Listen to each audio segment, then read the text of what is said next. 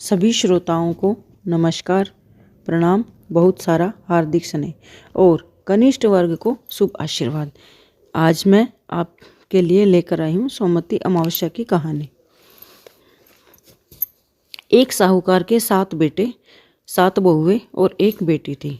साहूकार के घर में एक योगी भिक्षा लेने को आता तो साहूकार की बहू भिक्षा दे देती। जब कभी भी साहूकार की लड़की भिक्षा लेकर आती तो जोगी भिक्षा नहीं लेता और वह कहता कि लड़की तो सुहागन है पर भाग्य में दुहाग लिखा है।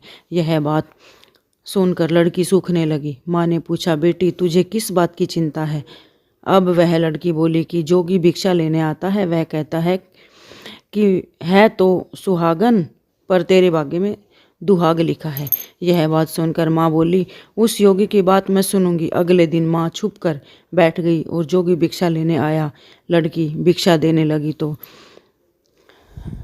आज भी जोगी ने वैसा ही बोला।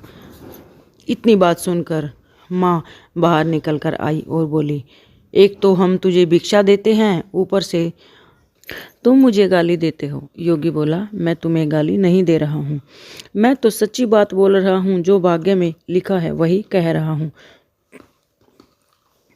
तब माँ बोली, अगर तुझे इतना ही मालूम है तो इससे बचने का उपाय भी मालूम होगा।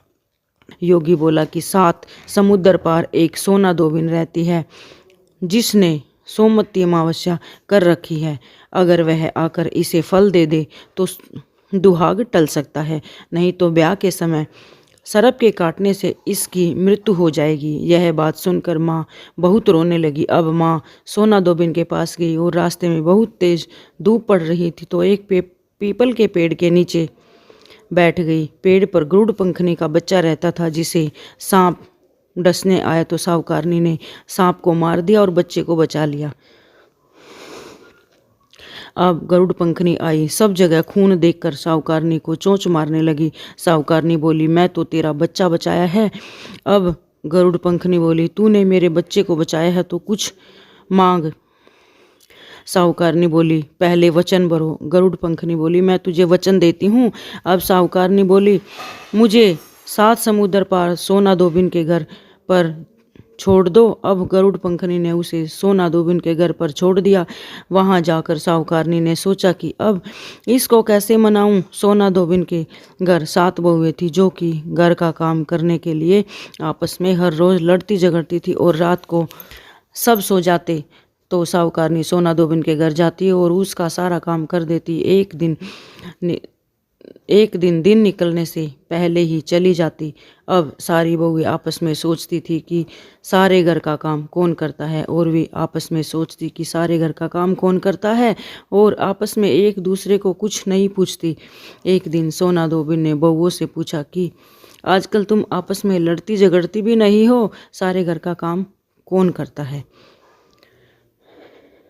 अब बहू बोली कि काम तो हमको ही करना पड़ता है, इसलिए लड़ाई करने से क्या फ़ायदा। सोना धोबिन ने सोचा कि आज मैं देखूंगी कि कौन सी बहू सारा काम करती है। रात को देखा तो एक औरत आई और सारे घर का काम करके जाने लगी। तो सोना धोबिन ने पूछा, तू कौन है, तुझे क्या चाहिए? साहूकारनी बोली, पहले वचन भरो। तब सोना धोबिन उसे वचन देती है। अब साहूकारनी बोली कि मेरी बेटी के भाग्य में दुहाग लिखा है, सो तू चलकर सुहाग दे दे, क्योंकि तू सोमवती अमावस्या कर रही है। सोना धोबिन अपने बहू बेटों से बोली, मैं इसके साथ जा रही हूँ, पीछे से तुम्हारे पिता मर जाए तो उसे तेल के कुप्पे में डालकर रख देना। अब वह साहूकारनी के घर आ गई। साहूकारनी ने अपनी बेटी का विवाह किया।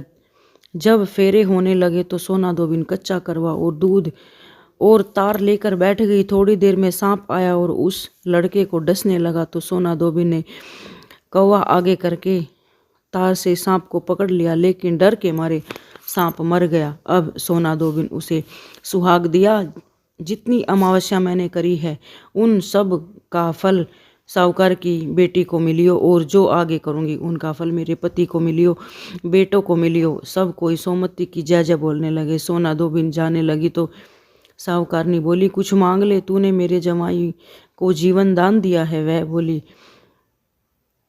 मुझे कुछ नहीं चाहिए, यह कहकर चली गई। अब उसे रास्ते में फिर सोमवती अमावस्या आ गई। उसने पीपल के पेड़ के नीचे बैठकर कहानी कही, व्रत किया और पीपल की 108 फेरी लगाई। पीपल की पूजा करने के बाद वह घर पर आ गई।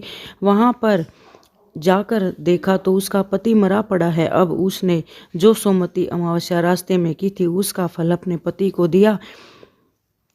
अब उसका पति जिंदा हो गया। सब कहने लगी कि तूने ये क्या किया जो यह जिंदा हो गया। वह बोली, मैंने तो कुछ भी नहीं किया, रास्ते में सोमवती अमावस्या आ गई थी सो उसकी पूजा कर रही थी, व्रत किया तो 108 पीपल की फेरी लगाई और सारी नगरी में ढिंढोरा पिटवा दिया कि सब कोई सोमवती अमावस्या की पूजा करियो, व्रत रखियो, 108 फेरी पीपल की लगाइयो। हे सोमवती अमावस्या, जैसा साहूकार की बेटी को सुहाग दिया सबको दे। बोलो सोमवती अमावस्या की जय हो। उम्मीद है आपको वीडियो पसंद आई होगी।